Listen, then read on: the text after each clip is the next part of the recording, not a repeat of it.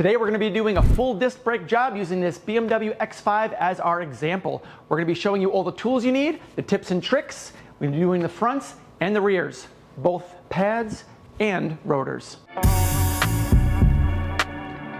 You're going to need clamping tools. You're going to need prying tools. You're going to need cleaning tools. You're going to need more banging tools. You're going to need some power tools, and you're going to need some grease.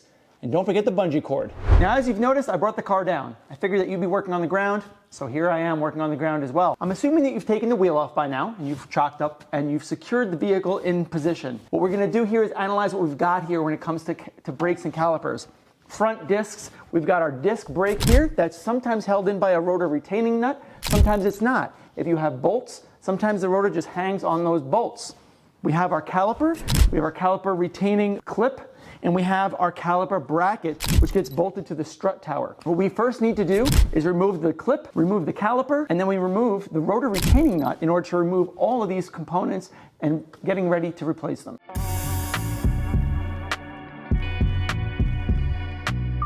If looking closely at the caliper, you notice that there's a wire hanging from one of the brake pads. That is actually a brake pad sensor. It detects when the brake pad is getting too low by grounding on the chassis, which is basically the rotor, and it alerts the driver via a light on the dash. This wire is a wire that needs to be replaced when you do replace the pads. First, in order to remove the caliper, we need to remove the caliper retaining bracket.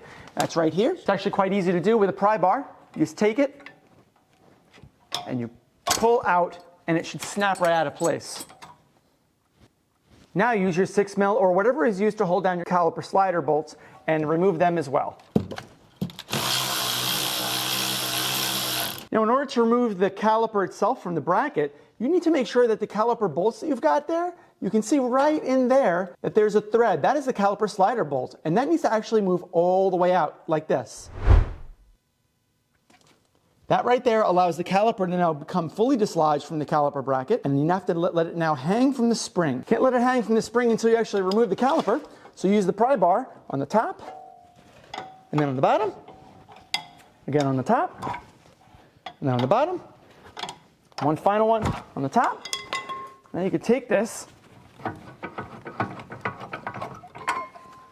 and you can let it sit like that, remove the old brake pads, and like I said, you can now suspend this from the spring, on the spring up here, in order to prevent it from hanging, because you do not want to let this hose become the hanging location for the bracket or the caliper, because it is very heavy and it can pinch and break your line. Now, all cars have caliper brackets and they all bolt to the strut housing. Here we have two 15mm. It's different in your case perhaps, but you need 15mm here in order to remove these, and then the caliper bracket can get removed, and then the rotor can be removed for replacement.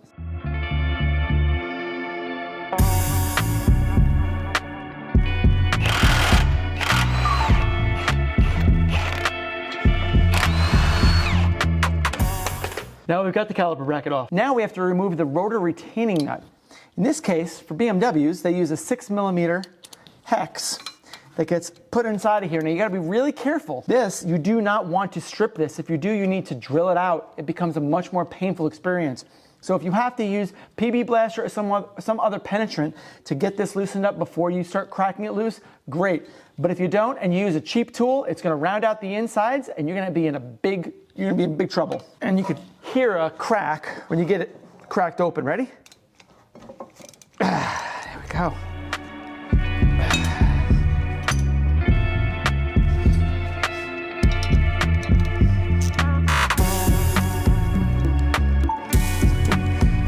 There it is. Now we gotta hit the rotor out. Sometimes the rotor might get seized onto the hub, and that's okay. That means is that there's just a lot of gook and soot and dirt in between the rotor and the hub, and you need to clean that off. But in order to get the rotor off, you gotta bang it from behind is the most effective way. And while you're at it, it's a really good idea to clean this interface, because the wheel sticks to this, and sometimes it's hard to get the wheel off if you don't clean this. So you just use a steel wire brush and clean the entire circumference, just to loosen up all the grime. Now let's work on the caliper.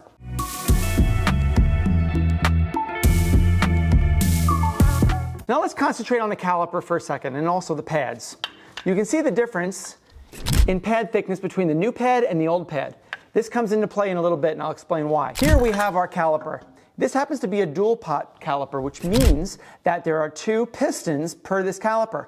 Most cars have only a single piston because it's cheaper or because they don't really need that much braking power. In this case, there's a lot more braking power required, so they have 2 pistons. Here we've got our homemade clamping tools. These are just regular 4-inch jaws, and here is a vice grip. What we want to do is we need to clamp both of these at about the same rate. What you'll find is the reason we have to clamp these is because, like I said earlier, we have our old pad that looks a lot thinner than our new pad. When we put our new pad in, what's going to happen is there's going to be a lot less room for the rotor. So we have to push these in. Over time, as the pad wears, the pistons move forward more and more and more in order to make up for having the consistent feeling brake pedal. Now, as a result, these pistons need to be pushed in, and you can do that very easy by using the vice grips. Now, if I push this piston in, what you're going to find is that it's going to move the fluid out, but it's going to push that fluid back into here. Even though we have a line here, it's going to take the path of least resistance. Looks like it's not moving that much. Now, if I were to try moving this one, let's see what happens here. That's just air. So what we'll do is we'll take this guy, we'll close it, and we'll hold it in place. And what that allows us to do is to clamp this one, and that forces the brake fluid out of the entire caliper. Then it forces the brake fluid out of the entire caliper and back into the reservoir where it belongs. There. Now that we've got both of these pistons compressed, we can loosen the pressure on both of them and we can install our new pads.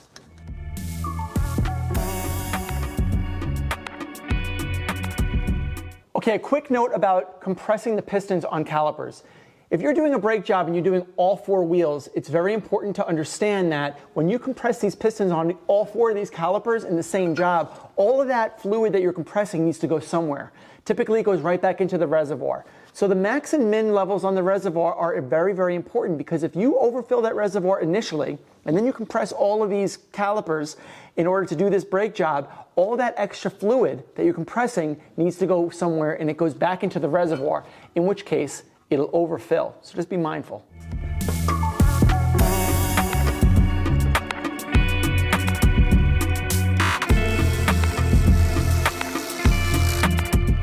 Now we've got to prep our bracket for installation. Over time, there's a lot of gunk that resides on it, and you need to use a steel wire brush in order to clean all the old brake dust and gunk from the little channels where the pads will end up residing. And you can see a pad here.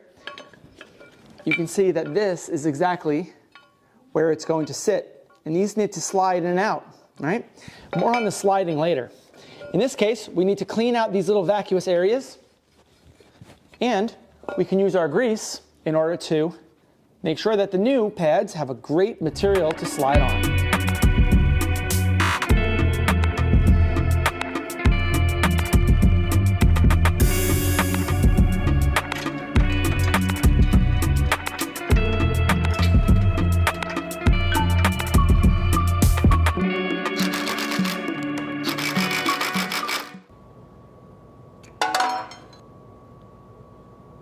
Okay, we're reaching the final steps here, which is the final cleaning.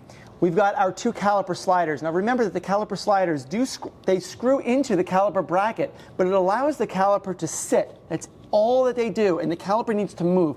These bolts don't need to be torqued that much, but they do need to be cleaned.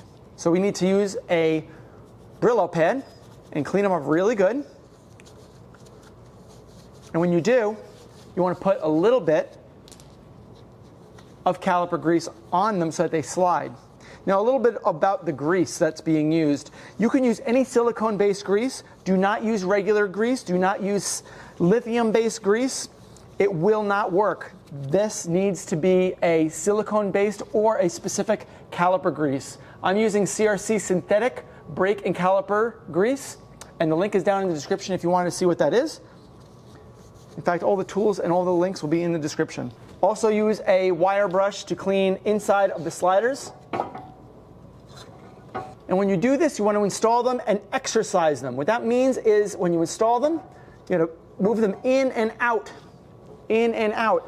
And what that allows it to do, it allows the grease to work in there, and it also ensures that the caliper is going to slide when it's installed. So there's no guesswork there. You want to push them all the way back. You want to install your outside pad right there. And you have to be careful. When you take the bungee cord off, you have to install the inside pad. You can just clamp that on. It clips inside of here. And then you take the whole caliper and you put it on top just like that. And then you can take the caliper slider bolts and push them, and it'll give you a satisfying feel. Then you use your socket or whatever you use to remove the caliper slider bolts and reinstall them.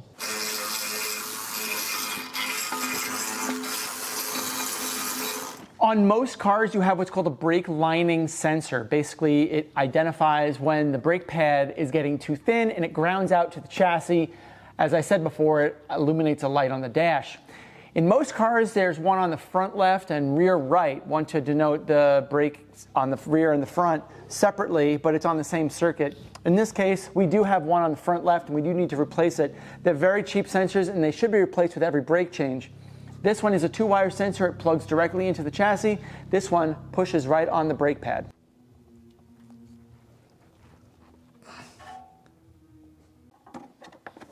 Finally, you can push this on with your hand as long as you get this side and this side pushed up against the caliper bracket first. And then you force the springness of it into the holes on the caliper itself. Bam. Done.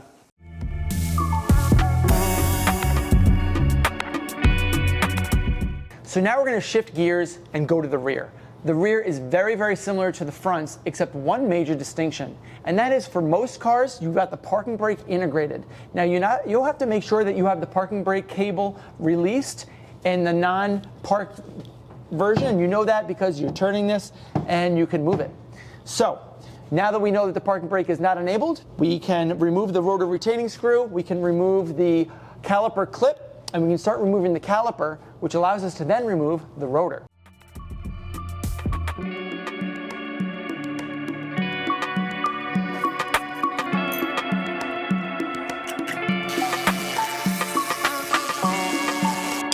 Pop out the caliper slider bolts. Not bad.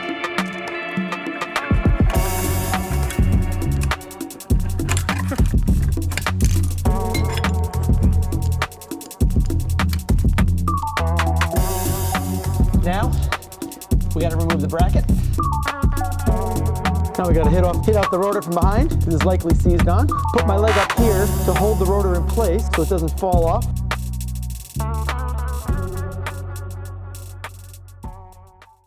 There we go. Don't forget to clean, so it makes it easier to install the wheel. Now we've exposed the parking brake cables and the pads. Looking at them briefly, I can tell that it's in pretty good condition other than the brake dust itself, but that's not a big deal. Now I wanted to inspect the parking brake stuff, and we've got really good pads. We've got very good hardware and springs. Everything looks to be intact. We will go over the parking brake in another episode, but for now, everything looks good, and we can put the new rotor right back on with its rotor retaining nut, and we'll be good to go for the reinstall.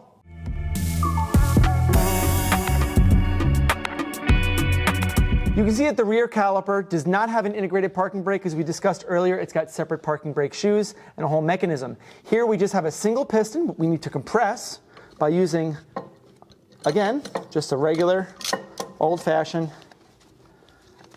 4-inch jaw. We are pushing this caliper in so that we can make room for the new meat that's coming in with the new pads. And you ideally want to back this out as much as possible and push it all the way in, because that's the way the pads are designed, that's the way the caliper is designed for brand new pads.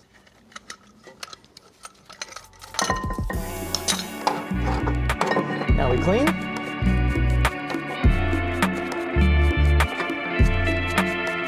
A little bit of lube.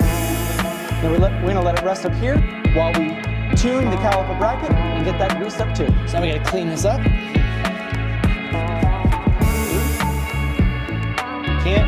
too much. Now we reinstall.